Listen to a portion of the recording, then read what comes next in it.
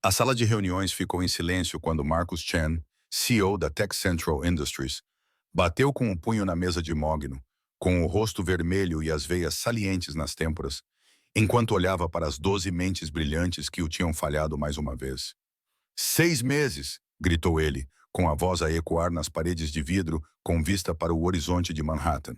6 meses e milhões de dólares, e vocês estão a dizer-me que não estamos mais perto de resolver este problema? O meu sobrinho de 8 anos faria melhor.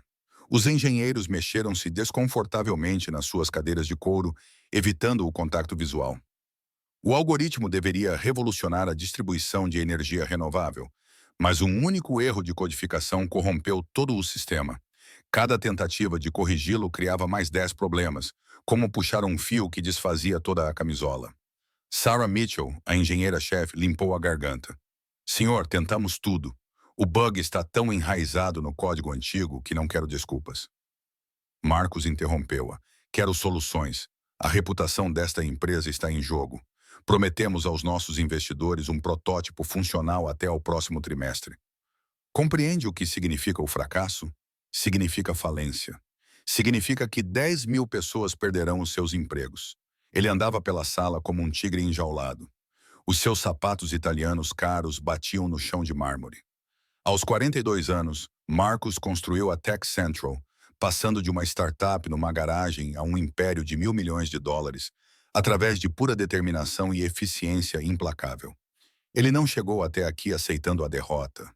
Quer saber? Ele disse, virando-se com um riso amargo. Estou tão desesperado. Vou fazer uma oferta aberta. Conserte este algoritmo e eu pessoalmente lhe darei um cheque de $200 milhões. Diabos! Darei a qualquer um que conseguir resolvê-lo. Não me importo se for a moça do café ou o rapaz que esvazia o lixo. Os engenheiros trocaram olhares preocupados. Nunca tinham visto o seu chefe tão perturbado. Quando a reunião terminou, Marcos correu para o seu escritório, afrouxando a gravata. Ele não reparou na pequena figura que esfregava o chão do corredor fora da sala de reuniões. Uma menina de 12 anos com olhos escuros inteligentes e o uniforme de manutenção do pai, 2 tamanhos maior, cobrindo a sua roupa escolar. Maria Santos vinha trabalhar com o pai. Roberto, desde que a mãe dela faleceu há 3 anos, sem família por perto e com programas extracurriculares muito caros, Roberto não teve escolha a não ser levá-la consigo durante os seus turnos noturnos. Ela fazia os trabalhos de casa na sala de descanso, ajudava o pai em tarefas simples e mantinha-se invisível. Essa era a regra, não incomodar as pessoas importantes. Mas Maria andava a ouvir há 6 meses. Tinha ouvido os engenheiros a queixarem-se nos corredores, a deixarem documentos nas papeleiras de reciclagem, a discutirem os seus fracassos na cafetaria. Tinha visto o código, as projeções através das paredes de vidro durante as sessões noturnas. E tinha reparado em algo que eles não tinham reparado. Papá, sussurrou ela, enquanto Roberto passava com o carrinho de limpeza ao lado dela. Acho que sei o que está errado com o problema do computador deles. O rosto marcado pelo tempo de Roberto franziu-se com preocupação. Mia, não, nós não interferimos. Essas pessoas são muito inteligentes. Nós apenas limpamos. Mas, papá, eles estão presos porque continuam olhando para frente. Eles precisam olhar para trás. Roberto tinha aprendido a nunca subestimar a sua filha. Enquanto outras crianças assistiam a desenhos animados, Maria devorava livros da biblioteca sobre matemática e programação. Os seus professores a chamavam de superdotada, uma palavra que significava pouco quando se vivia de salário em salário num apartamento de um quarto no Queens. Mas Roberto via o brilho nos olhos dela, o mesmo brilho que a sua mãe tinha antes que o cancro a levasse embora. O que quer dizer com para trás? Perguntou ele baixinho. Maria tirou do bolso um pedaço de papel amassado coberto de marcas de lápis. Eles continuam a tentar corrigir o novo código, mas o problema não é novo. Está no código original de 2019. Veja, quando migraram o sistema, converteram o formato da data, mas esqueceram uma variável. Isso está a criar um erro em cascata sempre que o sistema tenta processar dados históricos. Eles não estão a olhar para trás o suficiente. Roberto olhou para a sua filha, depois para a porta do escritório do CEO.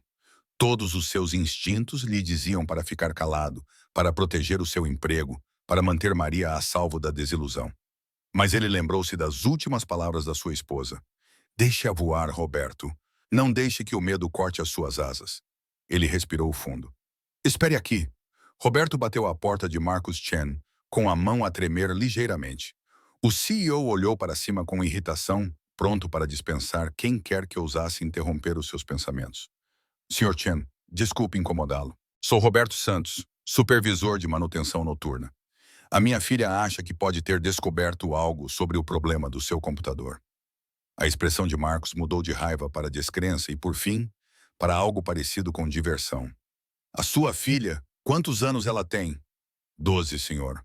Um riso amargo escapou da garganta de Marcos. Claro, por que não? Deixe-me adivinhar.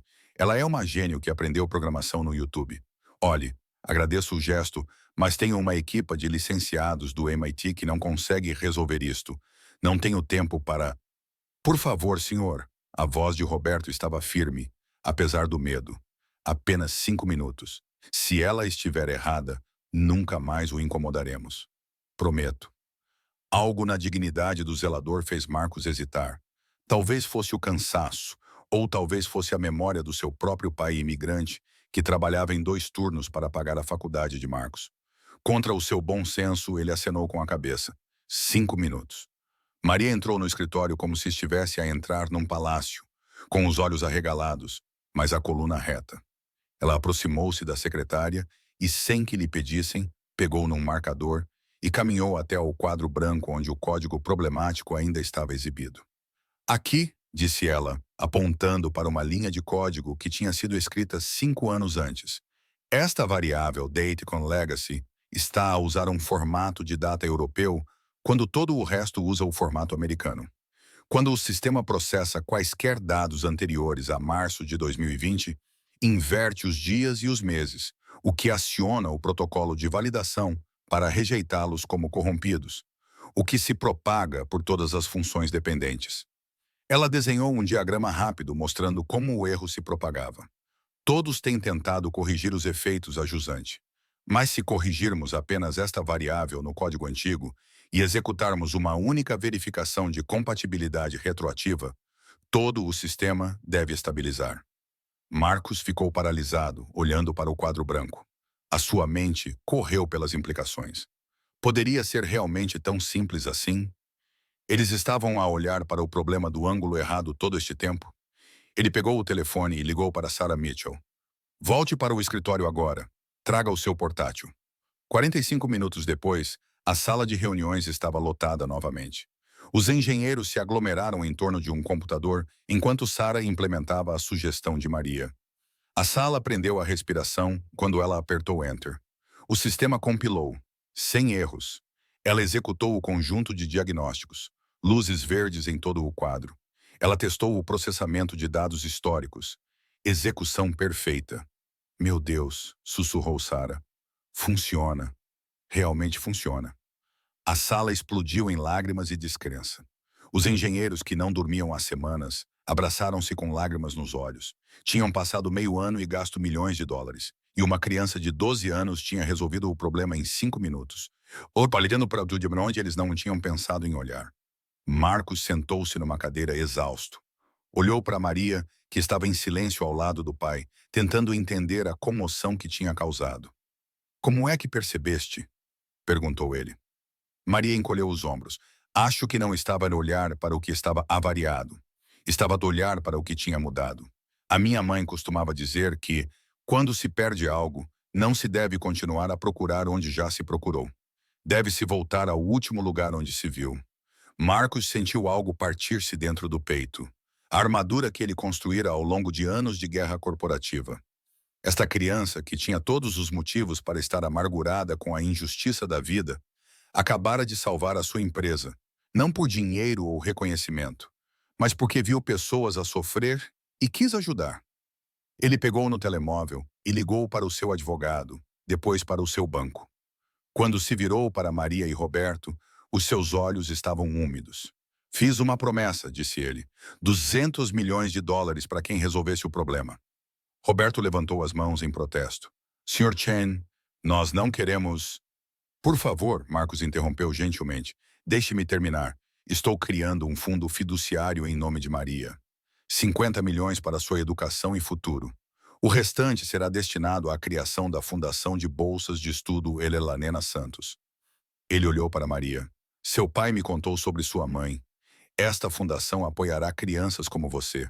Mentes brilhantes de famílias que não têm condições de cultivar seus dons.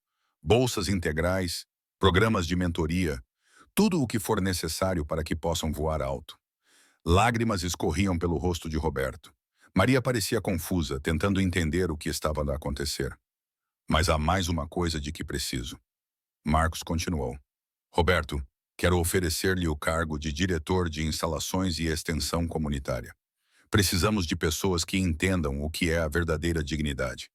E Maria, se estiver disposta, gostaria que se juntasse ao nosso Conselho Consultivo Juvenil. Precisamos de mentes que vejam de forma diferente. 6 meses depois,